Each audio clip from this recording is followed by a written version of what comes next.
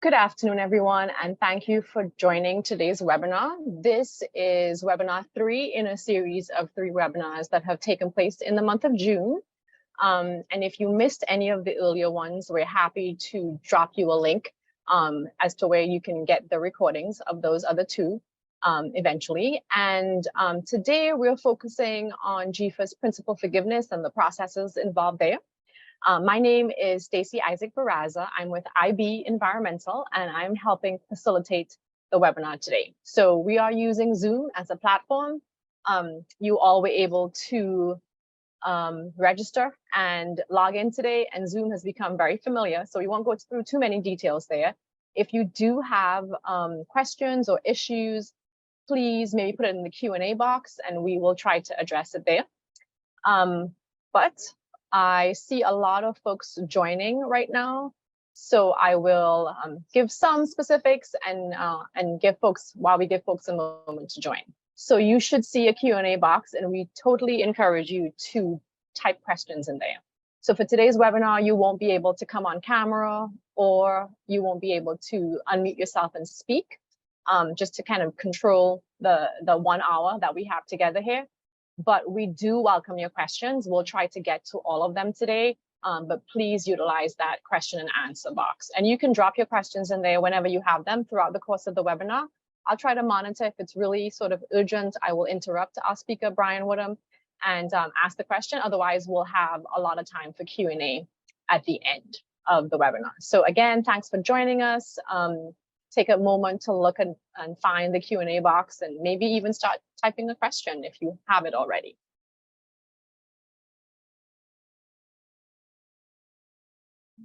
I will, as you start thinking about your questions, right, I will warn you that maybe Brian is going to answer the question as he goes through some slides here, but let me introduce our speaker today. So Brian Woodham is a project manager 3 in the Water Resources Division for GEFA, the Georgia Environmental Finance Authority. In his role, Brian works with communities to provide low-interest financing for water and sewer infrastructure projects. He handles projects from start to finish. He also manages the Water First program at GEFA. And if you haven't heard about Water First before, or you're interested in more information there are actually also some recorded webinars on Water First that we can point you to. Just let us know in the Q&A box and we can point you to GEFA's sort of landing page for the Water First program. In his role with the Water First, he includes working with local and state partners to increase the quality of life through the wise management and protection of water resources. So in a sense, that's what Water First is about. But it also comes with a nice discount on, an even lower interest rate on GEFA's loans, for instance. So Brian runs that program at GEFA, so he's your best contact if you're interested in that. He participated in public service engagements to encourage isolated individuals during the pandemic. In his volunteer work, he was recognized for volunteering over 1,600 hours to his community through various creative outreach opportunities. He has his Bachelor's of Arts degree in Doctrines and Methodology of Education from the United States Institute of Language and Cultural Studies. And he's been with GEFA for a while and just increasing his responsibilities over there. So we're very pleased to have Brian join us today. And I will go ahead and ask Brian to turn his camera on and take it away. All right. Thank you so much, Stacey. Can everyone see and hear me? Yes, we can hear you, and we can see your slides. Yes. Perfect. Well, good afternoon, everyone. I want to thank you guys for coming to the GEFA Water 101 webinar. We want to thank you for all of the webinars that you've attended, if you've attended any in the past. But this one here is entitled Principal Forgiveness in the Georgia State Revolving Fund, New Approaches. So our focus today will be about our new approach to principal forgiveness, and we will go into a brief overview and mention some interest rate deductions that GEFA has available, similar to the Water First program that I manage that Stacey mentioned. So that's the goal of this, to bring awareness about the different programs, specifically the new approach to principal forgiveness. But again, first we'll start off with an overview of GEFA and what it does. So GEFA was founded in 1985, and it facilitates programs to conserve and protect Georgia's energy, land, and water resources. We've done over 1,900 projects for a total of $55 billion in low interest loans. And we don't just do water, we also have an energy division, but we will primarily be talking about the water division, and that's the division that I work in.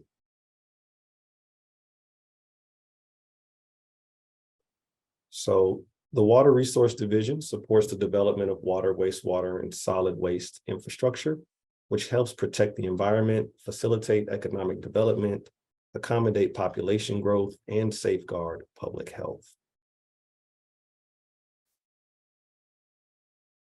So who can borrow from GEFA?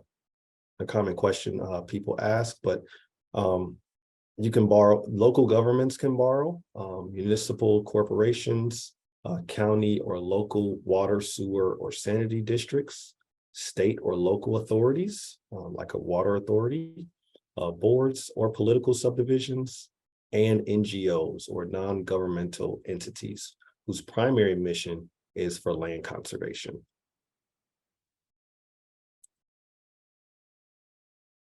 All of our loans are subject to interest rate reductions. So let's, as we move further, we'll talk about what our interest rates are currently and the interest rate reductions that we have available and the flexible spending options that, flexible funding options that GEFA offers.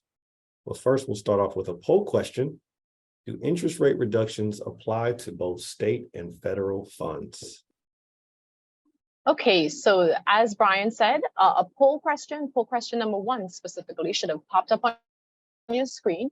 And we're just checking to see your experience with GEFA and what we can add here to increase your knowledge. So do interest rate reductions apply to both state and federal funds?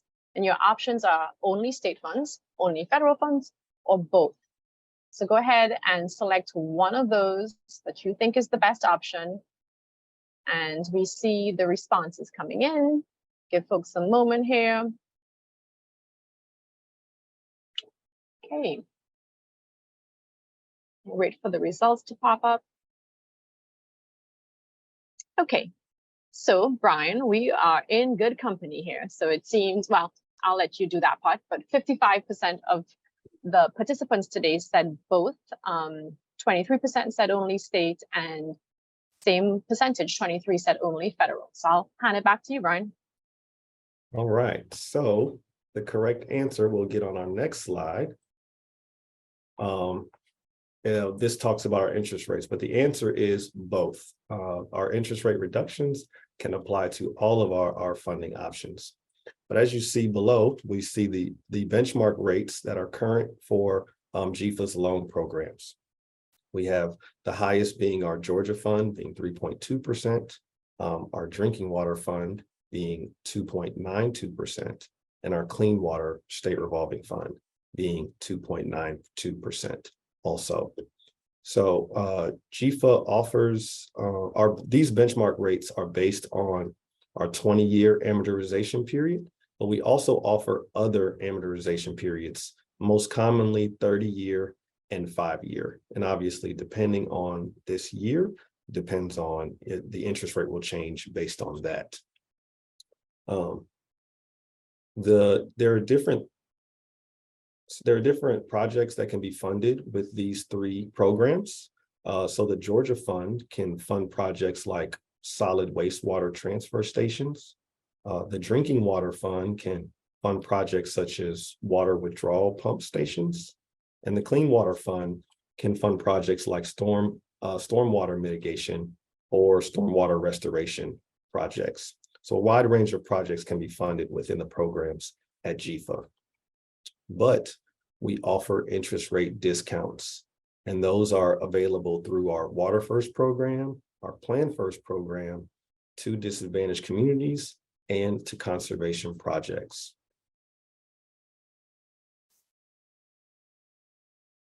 GEFA finances water conservation projects in areas of utility water loss and end-use water efficiency. A 1% interest rate reduction is available on water conservation loans made from Georgia Fund, Clean Water, and Drinking Water State Revolving Fund. Examples of water conservation projects include replacement and repair of leaking water lines, installing AMR systems or automatic reading systems, or AMI systems, which is automatic metering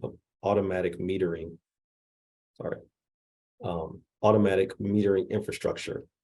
Those that help eliminate line breaks through pressure management and installing high efficiency fixtures.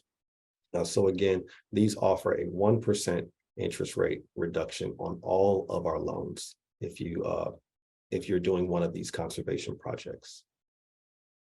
The third type of conservation project are those that reduce non-point source pollution. Non-point source pollution is caused by rainfall or snow melt moving over or through the ground. And as the runoff moves, then it picks up and carries pollutants and deposits them in different bodies of water, such as lakes and rivers, groundwater, coastal waters. So the projects that would help prevent this runoff includes conservation to stabilize land, or green infrastructure, or eliminating faulty septic systems. So a wide number of projects can be considered conservation and qualify for a 1% interest rate reduction. Our second interest rate reduction program is the Water First program. So what is Water First? Water First communities, once they apply and are accepted into the program, work with local and state partners to increase the quality of life through wise management and protection of water resources, take a proactive approach to water resource planning by connecting land use and water quality and quantity. They pursue environmental excellence beyond what is required by law, and they protect valuable resources for environmental and economic benefits. Those economic benefits include a 1% interest rate. So Water First also offers a 1% interest rate. It also gives you annual eligibility for DCA's CDBG grants, or community development block grants, for water related projects, and also gives priority to EPD 319 grant funding. Other benefits include state recognition with road signage, and we even had a community make t-shirts and hats. We gave them the template to do that.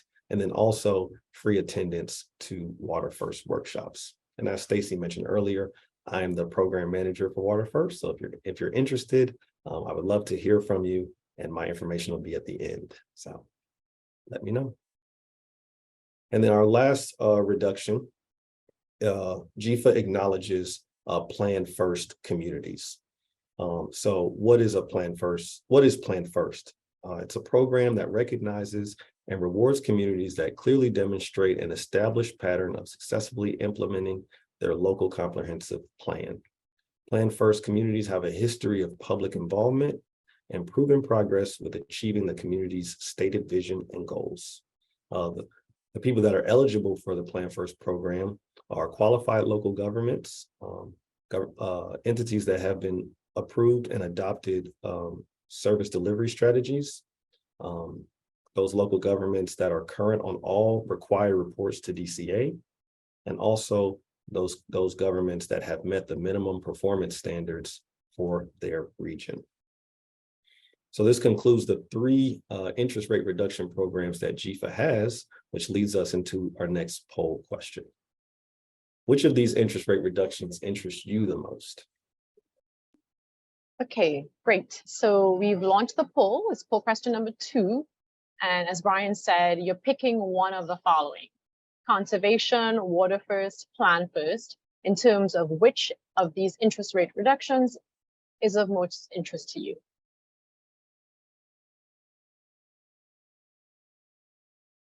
And this just helps Brian and the team at GEFA kind of know what people are thinking out there across the state.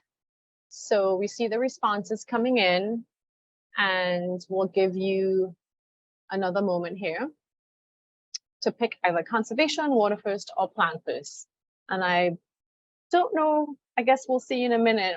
Brian, can you remember, did we limit them to one response here, or are they able to check all three if they wanted? I don't remember. Hopefully they just check one, but if they're interested in all three, that also. Okay, so Brian's preference is that you try to limit yourself to one, even if the platform will let you pick more than one. A little bit more helpful if you try to pick one. So, okay, great. Well, maybe there's some edits to responses. The results, Brian, are saying that 38% of our participants today are interested in the conservation rate reduction, while half, 50%, are interested in water first, and then plan first, we have sort of the 25%. That means from those numbers, I can tell you that we did not force people to pick one. So, but they seem like they did try to show their preference. So, okay, I'll hand it back to you, Brian. Thank you so much, Stacy, and thank you. I'm glad to hear about your interest. If you want to know more about these programs, then you can reach out to your PM if you know a PM, a project manager here at GEFA, or again, you can reach out to me, especially if it's pertaining to Water First. So now we will move on to principal forgiveness. In this section, we'll define what principal forgiveness is, and we'll also discuss GEFA's new approaches to principal forgiveness. So what is principal forgiveness? Principal forgiveness is an additional subsidy to assist qualified entities in funding infrastructure projects. The goal of the principal forgiveness, or PF, is to focus assistance on disadvantaged communities. In other names, I just mentioned one, and you'll see throughout the slides that principal forgiveness may just be called PF. It's also called ADD-sub, short for additional subsidy, loan forgiveness, and then the last two seems to be the most popular amongst the crowd, is the grant and free money. So in addition to the funding programs that I mentioned at the onset, bill, or the bipartisan infrastructure law, has created additional funding programs. These numbers that you're looking at on the chart are for the entire nation, but I want to bring your attention to the additional subsidy column, which shows that we have to use 49% of the total amount of funding in principal forgiveness. So the eligible column shows us that this money is focused on those that need it the most. So if you would like more information on the bipartisan infrastructure law and these funding programs being all the way to the left, the clean water supplemental, the drinking water supplemental, the clean water emerging contaminants, the drinking water emerging contaminants, and then the drinking water lead service lines is what that one is. If you need more information on that, please see our other GEFA Water webinars on our website. Our next slide goes into more detail about your state, the allotted funds that Georgia received for 2022. And this chart shows how much we have available to give in principal forgiveness. So you're going to show your attention to each of these. You know, the drinking water general and the clean water general are the supplemental that you saw in the last chart, but it shows that subsidy amount, that second part of the chart, we see how much principal forgiveness we really have to give. So we want to encourage people to reach out to us for this, and not miss out on this opportunity. Also pay attention to lead service line, as we know that is a big need for right now. But keep in mind that as years go, this is the 2022 numbers, but these numbers are subject to change. So just keep that in mind. Now, the new principal forgiveness process. So this is the process here, and then we will go through and break down each of these steps and what is involved in them. But in the principal forgiveness process, we have the call for projects, the scoring, which includes the project score and affordability score. The newer portion is the initial discussion and the financial component. And we'll go into communication and how important that is in our new process. So let's get into the pieces of the process. The first part being the call for projects. GEFA's annual call for projects / application submittal opens on September 1st, 2023 and closes on February 28th, 2024. Applications can be found on our website, but also bill funding can change the application dates, but this one stays consistent. So we have a lot of application dates that are coming up that you may know of if you're familiar with GEFA, but our call for projects dates are always September 1st and February of the given year. So if you missed the call for projects for 2023, don't worry, it'll open back up September 1 of 2024. Also of note, the lead service line application that opens up July 1st. And that's one of those application dates that can move around and we adjust as it's needed. But this one again stays the same. Now on to our scoring. The first part of our scoring is our project scoring. Because our principal forgiveness eligibility is based on both our project score and our affordability score. But you can see here under the readiness to proceed, there are 30 points given for having your CERP completed. This is why it's important to have your CERP submitted to EPD as soon as possible. Your CERP being your state environmental review plan, which we would like to have submitted and completed before we get into the process of our principal forgiveness. But it is not a prerequisite to have to fill out your application. You can fill it out without that, but again, you see how important it is that we prioritize those that have the CERP. The next part of our scoring is the affordability tool. Projects that rank the highest for project score and affordability score will be awarded principal forgiveness. The affordability score determines the percent of the project cost to be forgiven. So this affordability score is very important, and it's based on these 10 criteria that you see here: the median household income or MHI, percent of unemployment, percent not in the labor force, percent of all people with income below poverty, percent of Social Security income, percent with supplemental security income, percent with cash public assistance, percent with food stamp SNAP benefits, population change, and population. And this score, again, shows us how much we will give in principal forgiveness. And so we want to give a demonstration of what this tool looks like. So I'm going to pull up the affordability tool. And we can see it, Brian. Perfect. Thank you, Stacy. So this is the affordability tool. So the parts that we use are table 1, table 3 and 4, and table 5. We use these tables and it gives us a number. So the higher the number, the more disadvantaged the community. So how does it work? Well, we add into this box here, the name of your community. So in this case, it's Chattooga County. And this geographic service area and percentage of service area gives us the opportunity to split the area that we're covering. So let's say, for instance, you are a water authority and your water authority covers 2 counties. So we have the ability to change this to maybe 50% and then put another geographic service area here and put the other 50% here so that we can get an accurate number for the area that is being served. So then we go down to table 3. So those 10 criteria that we mentioned before are here. 4, 5, 6, 7, 8, 9, 10. So here they are, and then we have numbers of different quartiles that help us with table 5.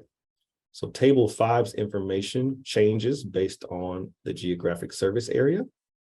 And this has the numbers based on the latest census population. And that gives us a number. So for instance, the MHI here gives us 3 points. We take these points, apply them to this chart here in table 3. So we see they're at 3 points, which puts them in the second quartile. So obviously, the more you're in the fourth quartile, the more disadvantaged you are. The more you're in the first quartile, the less disadvantaged you are. So these numbers are all added up, and they give us the total score for the affordability tool. And again, this is updated as with census data. So we keep this as up to date as possible, so that we can always have an accurate number for the communities.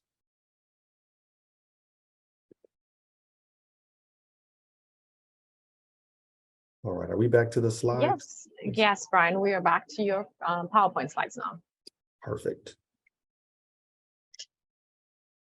All right, so the next step of the process is the initial discussion. The initial discussion is an internal discussion about the applicants with a combination of the highest affordability scores and project scores.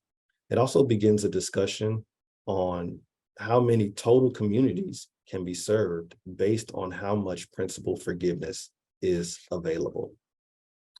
After we have that discussion, we come up with primaries and alternates.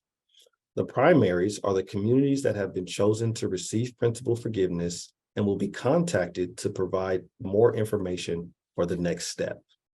The alternates will be contacted if the primaries cannot fulfill the next steps to receive principal forgiveness or decide not to continue with the process. The next step is the financial component. So after we've had the initial discussion, we've reached out to you and say, hey, we would like to consider you for principal forgiveness. Now the financial component. GEFA will conduct a soft underwriting to help GEFA determine how much principal forgiveness a community can receive. The financial component's result is overlaid on top of the initial discussion to get a result of how much principal forgiveness we can get the community to help the project to move forward. So just as a small recap, we have the initial discussion, which we've reached out to you to let you know. We asked for this financial component, which we would need additional information. We do the financial component and we come up with a number that maximizes the amount of principal forgiveness we can provide you for that project, which is the goal of GEFA. And then communicate. And so that shows the importance of communication. So GEFA will be reaching out to qualifying communities extensively during this process. To accommodate the alternates, deadlines will be around 2 weeks for responses.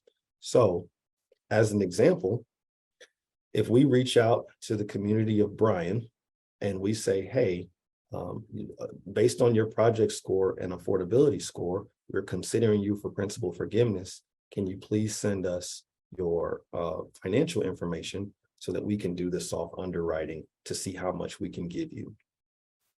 If the city of Bryan doesn't respond in a timely manner, then GEFA will move to the alternates and reach out to the alternates to see if we can provide principal forgiveness to them, if they can go through the soft underwriting process so that they can receive that principal forgiveness. So we can't stress enough how important responding to GEFA, will help us to move forward with the principal forgiveness, move forward with these projects to help as many communities as we can. Or a second example can be if City of Bryan accepts and then they don't send in their financials in a timely manner. Then also that's an opportunity that's a missed opportunity for getting the principal forgiveness. So we can't stress enough that when GEFA reaches out to you during this process, please keep in communication with us. We understand things happen and things go on, but keep in communication with us so that we can effectively help you and other communities in the state of Georgia. So that leads us to our next question. what is the best way for GEFA to contact you? Yes, thank you, Brian. So the poll question number 3 should have popped up. And it is, what's the best way for GEFA to contact you? And your choices in this case, I think you're limited to just one choice, a phone call, email, or a letter. And I believe what we mean by letter there is old-fashioned hard copy in the mail, right, Brian? Mail? Yes. Paper letter? Okay, great. So those are your options. Do you prefer to be reached by phone call, email, or letter? Or what is the best way for GEFA to contact you? So we'll give you all a moment to think about that, and select one of those buttons.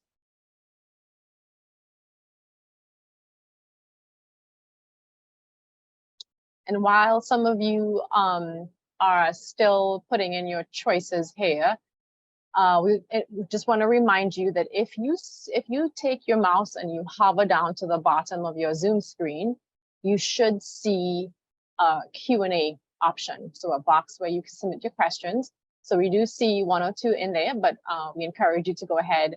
I'll give you a heads up that we're almost to the end of the sort of prepared slides. So do feel free to put in your questions there. So, okay, great. We've closed the poll, and phone call, 13% of you said that was the best way to reach your, And then by email was by far the most popular way to be reached, 83%. And then only 4% picked the option of a physical letter. So yeah, thanks for that feedback and that input there. I'm sure GEFA is going to take that into consideration moving forward. But Brian, I will pass back to you for you to continue with your slides. Absolutely. Thank you so much, Stacy. And that one person that wants us to write a letter, just let us know and we'll get you what you need to effectively communicate with you. Brian, I was thinking there, Brian's contact information is going to come up in a second. Since we had such a low response on the letter thing, do feel free to drop him an email or give him a call and tell him, who your community is, and maybe he can make that happen going forward. But that would be interesting. You'll, like I said, look out for his contact information in a second. All right, thanks for that feedback, y'all. Thank you so much. And so our final slide to conclude, we just want to summarize, give you a visual representation of what we just described in our process. So we have the call for projects, again, opening September 1st. The action is what you will do. The response is what we will do. And then we're talking about the time frame that should be open. So after the call for projects, the action you can take is to submit an application, and then you will receive a confirmation for us. And again, that call for projects is open for a total of 6 months. Then we will have a scoring portion where we do the project scoring and the affordability scoring and link those together. That action is completely internal, and you should hear no response from us until we get into the initial discussion. That's when we will primarily be reaching out to you. And so we ask that you respond to the email. So the scoring should take about 2 weeks. And then we have the discussion. We reach out to our different communities. And we give you about 2 weeks to respond. I know it says email, but we can absolutely accommodate whatever's best for you. And then we'll move on to the financial component. We're asked that you submit the financial information, and then obviously we'll send you a confirmation. Once we get all that, if we need any extra information or anything past that, we obviously will be reaching out to you. But that time should be around 1 month. And then after that, you should get some information. The IUP is released and tells you what principal forgiveness is awarded. You guys can start your projects, get your live applications in, and then it's just congratulations from us that you were able to get the principal forgiveness, were able to get the project off the ground. But we want to stress submitting that application. You never know what can happen. Maybe you feel like oh, I'm not as disadvantaged, or, oh, you know, in my area, I'm doing pretty well, or just submit the application, because you never know what could happen. Obviously, those numbers we showed you can change. We may have, you know, more money available, or, you know, people haven't been responsive. So we encourage everyone to put in an application for the principal forgiveness during that call for projects time. And this will allow you to put your hat in for the principal forgiveness and take advantage of all the funding options that GEFA provides. So I just want to thank everybody for joining us for this one-on-one session and for participating in the poll questions. Again, my name is Brian, and on behalf of GEFA, we look forward to seeing your application in for your next project. And with that, we'll open the floor for any questions. Great, wonderful. Thank you, Brian. That was a really informative overview of the process that you all use at GEFA for principal forgiveness. We do have a couple questions that I want to read to you. So one is from sort of a regional commission, and those folks are very tied into their areas of the state, their parts of the state. It's a pretty savvy question. They're asking, on the environmental review, are those points received if the responses, that is, if any responses have been received, or is it for the completion of the environmental assessment / ERR process? I can read it again, but it should be on your screen too, Brian. Let me try to read that one more time. So on the environmental review, are those points received if the responses, if any, have been received, or is it for the completion of the environmental assessment process? Oh, okay, I understand the question. So there, I'm assuming you're talking about if you're in a maybe 30-day review period or something like that, where basically you've started the process but still have a long way to go. Points are given if the process has been started. So, you know, you've submitted something to EPD, but EPD's come back and said, you know, maybe you need to make corrections, or, you know, you move on to the next step. We know that can be a long process. So points are rewarded at the start of the project. So you don't have to have a completed SERP or state environmental review process. It doesn't need to be completed to receive points. Obviously, a completed one will receive more points than one that is incomplete, though. Great. Okay, I think that's really helpful. Thank you, Brian. And Julianne, if that's not quite getting to your question, or if you have a follow-up question, feel free to put that in the Q&A and we will dig into that a little bit more. While Julianne is thinking about that, we'll go to the next question. And that one is asking, it's saying that it was stated, Brian, that the lead call for projects will be July 1st. Does that mean the call for projects for the 2023 lead money will begin in just a couple of weeks? That is a question for our lead service line PM, which is Lisa Golfin.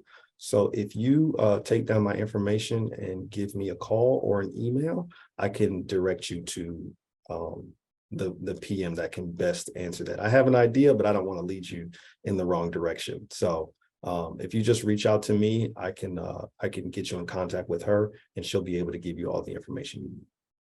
Hey, Brian. Yeah. Oh, go ahead, David. I can take that one real quick. Yeah, we might as well just go ahead and take it now. That is correct. The question was, is the 2023 project period opening on July 1st? And yes, it is. We wanted to get that out as soon as we could, and that's about as quickly. So yeah, we're wrapping up 2022 and starting 2023 right close to one another. Great, that's helpful, David. Thanks for that clarification. And so you know the question was answered live, but we will also follow up on what Brian was suggesting and probably eliminate one step for you, right? So feel free to take Brian's offer and contact him, and he'll put you in touch with, I believe it's Lisa Golfin, Brian, that you were going to put them in touch with.